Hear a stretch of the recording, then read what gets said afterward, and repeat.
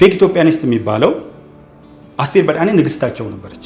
ኩዊን በቃ አረንጓዴ ቢጫ ቀይ ለብሳ መድረክ ላይ እንትን የምትል ካልተሸከምንሽ ባንቀልባ ካላዝ እንግዲህ አህመዲን ጀበል የእስልምና ኡስታዝ ነው። በሙስሊሙ ማህበረሰብ ዘንድ ከፍተኛ ተቀባይነት ያለው ነው። ምሁር ነው፣ ተመራማሪ ነው እና ከእስልምና አኳያ በርካታ ስራዎች በድምጻችን ይሰማና በመሳሰሉት ትግሎች ውስጥ የቆየ ሰው ነው እና አህመዲን ጀበል ላይ ወቅታዊ የሆነ ዘመቻ ተከፍቷል። ይሄ ዘመቻ ሲከፈት ለምንድን ነው የተከፈተው የሚለውን ዓላማ መጀመሪያ አይቻለሁ። ሀገራዊ የምክክር ኮሚሽን አሁን 4000 ሰዎችን ይዞ ከ3000 ወረዳዎች ጀምሮ ያው ሂደቱ ይታወቃል ውይይት እያደረገ ነው። አህመዲን ጀበል እዛ ውይይት ላይ የሚያቀርባቸው ሐሳቦች የራሱ ፍላጎት ወክለዋለሁ የሚለው ማህበረሰብ ፍላጎት እና የመሳሰሉት የሚንጸባረቁበት ነው። ግን አህመዲን ጀበል ላይ ብዙ ጊዜ ዘመቻ ይከፈታል። አንዴ ወሃብያ ይላሉ፣ አንዴ የተለያየ አይነት ነገር ይላሉ። ነገር ግን አንድን ሰው ለመበየን ጥፋተኛ ነው ወይም ጥፋተኛ አይደለም ለማለት ቪዲዮዎችን ማዳመጥ ያስፈልግ ነበር። የአህመዲን ጀበልን ቪዲዮ አውጥተው በዚህ ቪዲዮ ላይ ተሳስተዋል የሚል ነገር ፈልጌ አላገኘሁም። ሁለተኛ ኦፊሻል ገጽ አለው፣ በጣም በርካታ ተከታዮች ከግማሽ ሚሊዮን ያላነስ ተከታይ ያለው ገጽ አለው፣ እከታተላለሁ። የሚጽፋቸው ጽሁፎች አንደኛ ፌዴራላዊ ስርዓቱ እንዲጠናከር፣ ሁለተኛ ሙስሊሙ ማህበረሰብ በኢትዮጵያ ውስጥ በቁመቱ ልክ ተገቢ የሆነ ውክልና እንዲያገኝ፣ ሃይማኖቱ እንዲከበር፣ በተመሳሳይ ደግሞ አማኞቹ ከሌሎች አማኞች ጋር አብረው እንዲኖሩ የመሳሰሉትን ነገሮች ያደርጋልና አንድ የስልጠና ማኑዋል ነበረው። እሱን በስላይድ አድርጎ እያቀረበ ነበር። ቆራርጠው ከመካከል በማውጣት በአጋጣሚ ለቀነዋል። እኛ አንድ ሚዲያ አለን የምሰራበትና እዛ ላይ ሙሉ ተለቋል። ሙሉን ለመከታተል ችያለሁ። ስለዚህ የሚያደርጉት ነገር ምንድነው? አሁን ምክክር ኮሚሽን ውስጥ የገቡ ሰዎች አህመዲን ጀበል ብቻ ሳይሆን ሌሎችንም ጭምር የድሮ ቪዲዮአቸውን በማውጣት ፍቅርን በሚያደረጅ ፍቅርን አንድ በሚያደርግ ሳይሆን በሚለያይ መንገድ ነው የሚያደርጉትና ልጁ እውነት ለመናገር ምሁር ነው፣ አንደበተ ርቱዕ ነው። የተለያዩ ዓለም አቀፍ ጉባኤዎች ላይ ተሳትፎ አድርጓል። በኢትዮጵያ ውስጥ ለመጣው ለውጥም ሰፊ ትግል ያደረገ ነው። በሚያምንባቸው ጉዳዮች ላይ በፖለቲካ አመለካከት ልንለያይ እንችላለን። ለምሳሌ ሀገር የዜጎች ናት ወይስ የብሔር ብሔረሰቦች የሚል ሀሳብ አለ። ሰንደቅ ዓላማ አለ። ብዙ ሀሳቦች አሉ። እኔና ወንድሜ ኡስታዝ አህመዲን ጀበል ልንለያይ እንችላለን። ይሄ ማለት ግን ሀሳባችን እንጂ የተለያየ ነው።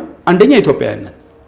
እምነታችን ቢለያይም የእምነት መርሆች አሉ፣ በእነዚህ ያስማሙናልና የጻፍኩት ምንድነው አህመዲን ጀበልን ኡስታዝ አህመዲን ጀበልን ለመውቀስ እንድንችል አንድ ቪዲዮ አውጡልን፣ ያልተቆራረጠ ትክክለኛ የሆነ ከዛ እሱ ላይ ሂስ እያደረግ እነዚህ ነጥቦች ስህተቶች ናቸው ብሎ 1 2 3 4 ብሎ ቆጥሮ ማሳየት ሲቻል ቱርክ ይሄዳል ይመላለሳል።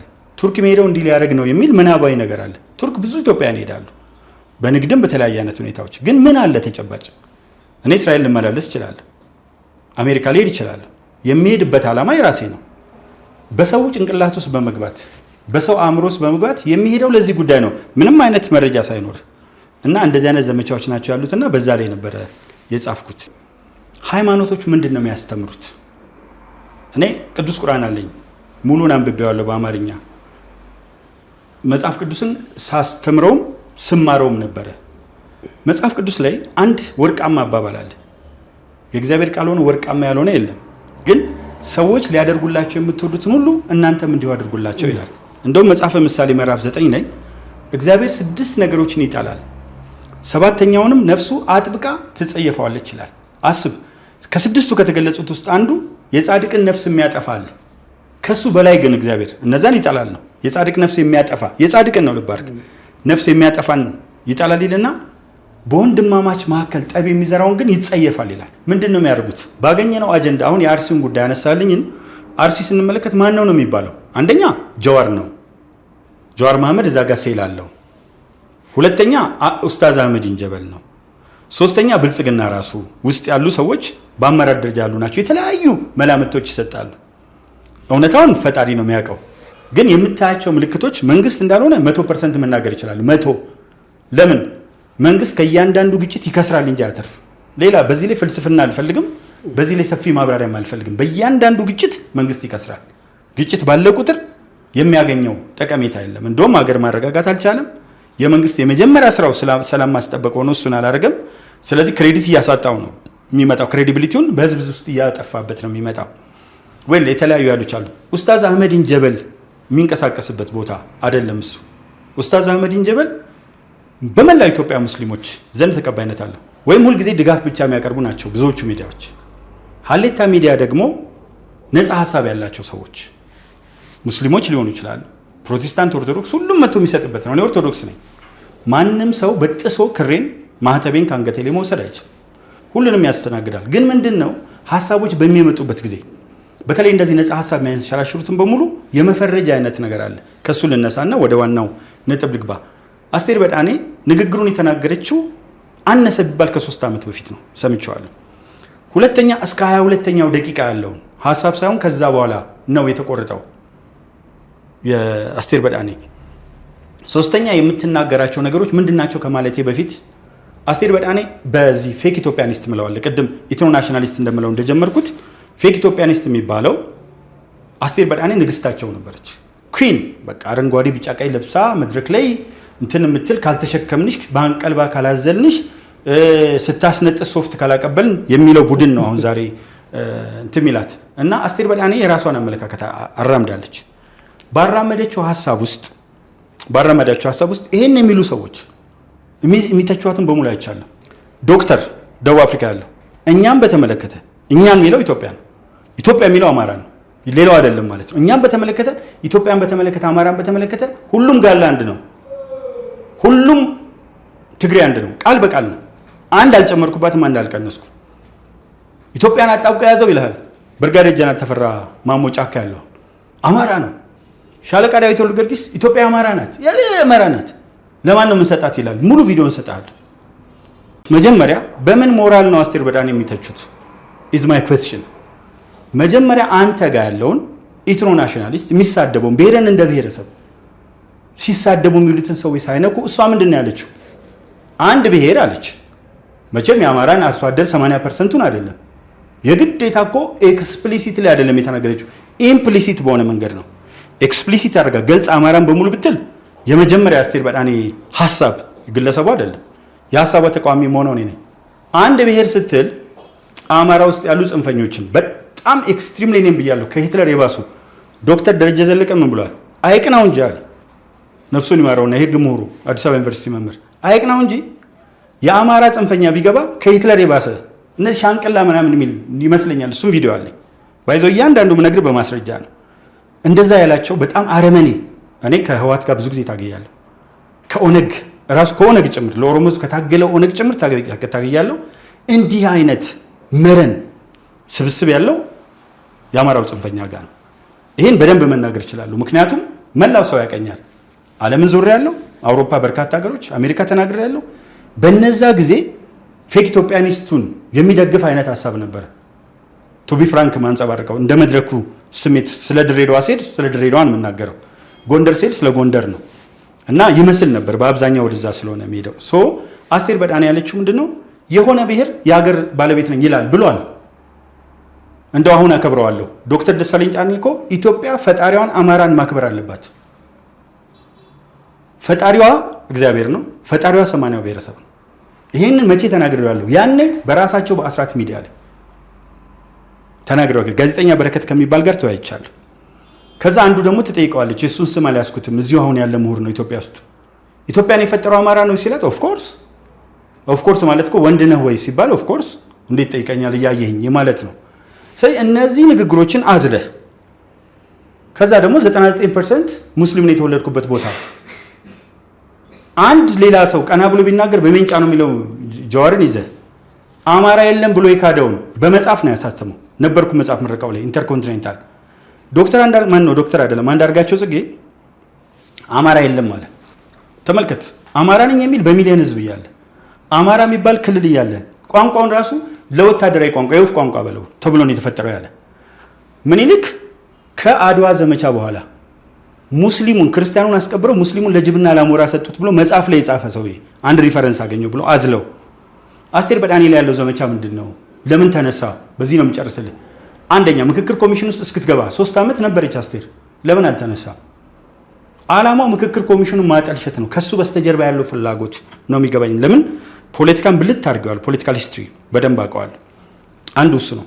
ሁለተኛ በጣም የሚለው ስም ትንሽ የሆነ ነገር ካለ ኦሮሞ ካለበት ያበሳጫቸዋል። ቦልዶኝ ነው የምናገረው፣ ያበሳጫቸዋል። ሶስተኛ ወንጌላውያን እምነት ተከታይ ናት። ዘመቻውን በዚህ ላይ ያጠነጠነ ስለሆነ ነው ያነሳሁት። እነዚህ ኃይሎች መጣመድ የሚችሉ ናቸው ወይ? ለምን ዓላማ ተጣመዱ ስትል የፈትለወርቅ ሞንጆሪኖ ንግግር ስሰማ ነበር ዛሬ ይሰማኛል። ትግርኛ በደንብ እሰማለሁ፣ መናገር አልችልም ግን እሰማለሁ ግዕዝም ስለሆነ እና ያለችው ነገር ምንድን ነው? ከፋኖም ሆነ ከሸኔ ጋር የመጨረሻ ግብ ግንኙነት የለንም። ታክቲካል አሊያንስ ታክቲካል ጊዜያዊ እንጂ ስትራቴጂክ አሊያንስ የለንም ብላለች። እና ምንድን ነው ያለችው? እንኳን ፋኖና ሸኔ ኢህአዴግ ውስጥ እኮ ለአንድ ዓላማ ለአንድ ፕሮግራም የተሰለፍ ነው ኦህዴድ ደኢህዴንና ብአዴን ክደውናል። ስለዚህ አንፈልጋቸው፣ የምንፈልጋቸው ብልጽግናን እንዲጥሉልን ብቻ ነው ያለውን መንግስት የሚል ነገር አስቀምጣለች። አንደኛው ሸኔ ደግሞ ኦላ የኦነግ አይደለም ባይዘወይ የኦሮሞ ነፃ አውጪ ሰራዊት ብሎ ራሱን ኦላ ብሎ የሚጠራው ቡድን ሸኔ እኛ አዲስ አበባ ዙሪያ ጠብቀን ህወሓትን ተሸክመን እናስገባም። ትላንት ኦነግን እንዴት አድርገው እንደደመሰሱ ካምፕ አስገብተው በግፍ እንዴት አድርገው እንደረሸኑት ረሸኑ ነው፣ ደመሰሱ ሌላ ነገር ነው፣ በጦርነት ነው። በግፍ ካምፕ ውስጥ አስገብተው አርደዋቸዋል። እኛ አሁን የምንናገረው ለምንድን ነው? ብልጽግና ኢቭን መጥፎ ነው ብለን ብናስብ ብንደመድም እንኳን መጥፎ ነው ብለን ሀገርን ግን አንድ አድርጎ ማስቀጠል የሚችል እሱ ነው። ወደ መመካከር የገባ እሱ ነው። የኢትዮጵያን ታሪክ በ800 ዓመት አይተነው ማናውቀውን በረሃብ የምትታወቅ ሀገር 33 ሚሊዮን ሜትሪክ ቶን ስንዴ አምርቶ የላከ እሱ ነው። 200 በላይ ዓለም አቀፍ ጉባኤዎች አካሂደዋል። አሁን ከሐምሌ 20 እስከ 25 ፊታችን ከዛሬ ጀምሮ የሚካሄድ የአፍሪካና የአሜሪካ እንትን ለአፍሪካ ተምሳሌትነት የሚሆንበት ወታደራዊ ጉባኤ አለ። 250 ይደርሳል አሁን አመቱ ሲያልቅ የዓለም አቀፍ ጉባኤዎች 1.2 ሚሊዮን ቤቶች ሰርተዋል። ገበያዎችን ለማረጋጋት የማይሰራው ስራ የለም። 36 ቢሊዮን ብር በወር ነዳጅ ይደጉማል። ባይሆን ኖሮ እንበላላ ነበር። ሶሪያ፣ ሊቢያ፣ የመን አይደለም። እንዲህ እንደ መከፋፋታችን ሀጫሉን ባስበላው ራሱ አመቻችቶ አይጸጸትም። በተናገራቸው ነውሮች በሙሉ አይጸጸትም። እድሜ ልኩን ስራ ሳይሰራ ለቃላቱ ይቅርታ ይደረግልኝና ከሀገር ሀገር ያንዛረጠ አንድ ቀን ፔሮል ላይ ሳይፈርም በዚህ አይነት ሁኔታ ያለ ሰው አሁን እሱ ኢትዮጵያ ሕዝብ ፊት መጥቶ ጳጳስ ፓስተር ሼክ ሊጫወት የሚለው እንደ አናውቀውም እንደ ጀዋርን እኛ በደንብ አድርገን እኮ እናውቀዋለን። እሱ እኮ የረገጠበት ቦታ ሰው ተዘግዝቆ ተሰቅሏል። የአዲስ አበባና ቄሮዎችን እኮ ሲያባላ ነው። ኦኤምኤን ሀጫሉ እንደሞተ በምን ማስረጃ ነው ዘረኞቹ ነፍጠኞቹ ሀጫሉን ገደሉት ብሎ እኮ ነው አስጨፈጨፈው በይፋ። ኦኤምኤን እንትን ሲል ነበር እኔን ራሱ ሊያስገድሉን ከገሞ ኦሮሚያ ላይ ኢብራሂም የሚባል ሰው ልኳቸው መጥተው ነበር። የሰፈር ሰው በሙሉ ከፍተኛ እንትን አድርጎ በአምቡላንስ ነው የወጣሁት ከነ ቤተሰቤ። አህመዲን ጀበል በምክክር ኮሚሽኑ የሚያነሳቸው ሀሳቦች የተለያየ የማህበረሰብ ክፍል ትችት እያቀረበበት ነው። ስለዚህ በጣም የተምታታ ሀሳብ ነው ያነሳው። ታየ እዚህ ላይ ወይ እሱን አልደገፈው ወይ አልነቀፈውም እና በጣም የተምታታ ሀሳብ ነው ሲያነሳ የነበረ ማለት ነው። ጣፈ ምሳሌ ላይ የተጻፈችውን ቅዱስ ቃል ይዞ ምንድነው ያለው? እግዚአብሔር እነዚህን 6 ነገሮችን ይጠላል፣ 7ኛውን ግን በጣም ይጠየፋል ብሎ እንደመነሻ ያነሳው የጻድቅን ነፍስ በከንቱ የሚያጠፋ እግዚአብሔር ይጠላል። ከዚህ ውጭ ግን ከዚህ የበለጠ ግን ህዝብን ከህዝብ ወይም ወንድምን ከወንድም የሚለያይ ግን እግዚአብሔር ይጸየፈዋል ብሎ አንስቷል።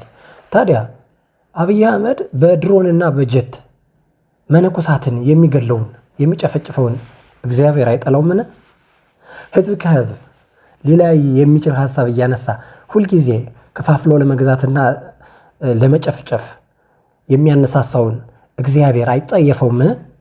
አንተስ የተጎዳን ህዝብ አዲስ አበባ እንዳይገባ የተደረገን ህዝብ በየቀኑ በየሰፈሩ እየገቡ የመከላከያ ወታደሮች እየደፈሩ አሰቃቂ ድርጊቶችን እያደረጉ በጅምላ እየገደሉ በጅምላ እየቀበሩ ይህን እግዚአብሔር አይጸየፍም ብለህ ታስባለህ? ምን አይነት ጭንቅላት ቢኖር ነው ግን አንተ? የሰው ልጅ እንግዲህ አእምሮውን ትቶ በሆዱ ሲያስብ ዳንኤል ክብረትና ታዬ ቦጋለ ለማሳያ ሊወሰዱ የሚችሉ ናቸው። በተለይ ታዬ ቦጋለ ፍርፋሪ ለማግኘት እየሞከረ ነው፣ ግን እስካሁን የተሳካለት አይመስልም። ውድ ቤተሰቦች፣ ሰው ጭንቅላቱን ትቶ በሆዱ በሚያስብበት ጊዜ ጭንቅላቱ ይዘጋል። ስለዚህ ስለ ሆዱ ብቻ በየቀኑ ስለሚቀምሳት ብቻ ነው የሚያስበው። ይሄ የታወቀ ነገር ነው።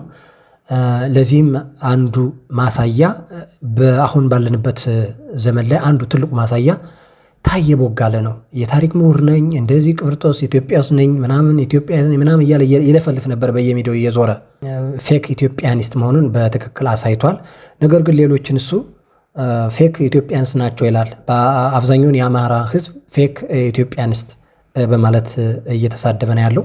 በሌላ በኩል የአርሲን ግድያና የሀጫሉን ግድያ ለጀዋር መሐመድ ሰጥቶታል። ይኸው ጀዋር መሐመድና አብይ አህመድ አንድ ሰው በተለያየ ልብስ ሲታይ እንደሆኑ ነው እኔ የማምነው። ምክንያቱም ጀዋርም አብይም ይኸው ናቸው፣ አህመድን ጀበልም ይኸው ናቸው። ምክንያቱም ሰሜን ጠል ናቸው ሶስቱም።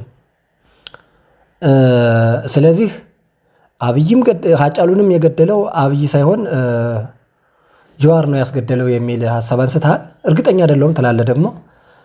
ቢቀርብስ ምን አለ መምህር አይደል ሰርተህ ብትበላ ምን አለበት? ታየ ቦጋለ እዚህ በላይ በጣም እየተዋረድክ ነው። በጣም የአማራ ህዝብ በጣም አንስቶ ከላይ ሰቅሎ ነበረ። ምክንያቱም እውነት መስሎት ማለት ነው የምትናገረው ነገር እውነት መስሎት ህዝብ ከህዝብ የሚያገናኝ መስሎት፣ በኋላ ግን የባንዲራው ስር ዘንዶ ሆኖ ሲያገኝህ አሽቀንጥሮ ጣለህ። ስለዚህ በአስቴር በዳኔ ተጠግተህ መጠህ የአማራን ህዝብ ለማጥቃትና ለመሳደብ ነው የመጣኸው። እሷን ዲፌንድ ለማድረግ አይደለም። ፌክ ኢትዮጵያኒስት አንተ ነህ ነው በእኔ እምነት።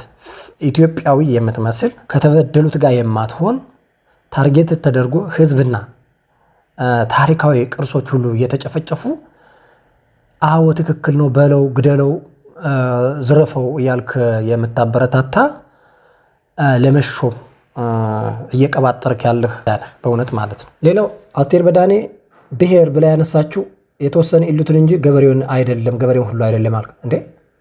ምን አይነት አስተሳሰብ ነው ደግሞ? ብሔር ማለት እኮ በአንድ አካባቢ እየኖረ ያለ ህዝብን ነው። አርሶ አደሩንና ነጋዴውን ወይም ከተሜውን ለመለየት የሞከርከው። ኧረ ያንተስ ይለያል። በዚህ ከቀጠልክ በጣም ሚዛንህ ላይ እየተዛባ ነው የሚሄደው እና አረጋ ብለህ ብታስብ ጥሩ ነው ታዬ። ፋኖ 4 ኪሎ ቢገባ ከሂትለር የከፋ ጭፍጨፋ ያደርጋል። ምሁር የነበርከው ምሁር ነኝ ስትል የነበረው እንዴት ነው ማለት አልጣጣምልኝ አለ። እንዴት አድርገህ እውነታውን እንዲናይ ታደርጋለህ? አንተ ዲናይ ብታደርገው እኮ ታሪክ ዲናይ ያደረገው። ስለዚህ አንተ እንዴት የታሪክ ምሁር ትባላለህ? ታሪክ እንዲናይ ካደረግ ታርጌት ተደርጎ እየተጨፈጨፈ ያለን ህዝብ በዚህ ህዝብ ላይ ከቀለድክ ከዚያ ተመልሰ ደግሞ የታሪክ ምሁር ነኝ ካልክ እንዴት ሊሆን ይችላል? በተለይ ደግሞ ራስህን ቻል። በቃ ህዝብን አትሳደፍ፣ ራስህን ቻል። የምታደርገውን አድርግ እንጂ እየመጣህ ላጭህን አታዝረግርግ በህዝብ ላይ የሚል ነው ሀሳባችን። የተከበራችሁ የአልፋ ሚዲያ ቤተሰቦች ላይክ እና ሼር በማድረግ ሌሎች እንዲደርሱ አድርጉልና ባላችሁበት የዓለም ዳርቻ ሁሉ ሰላም ለእናንተ ይሁን እያልኩኝ በዚሁ ሰናበታለሁ።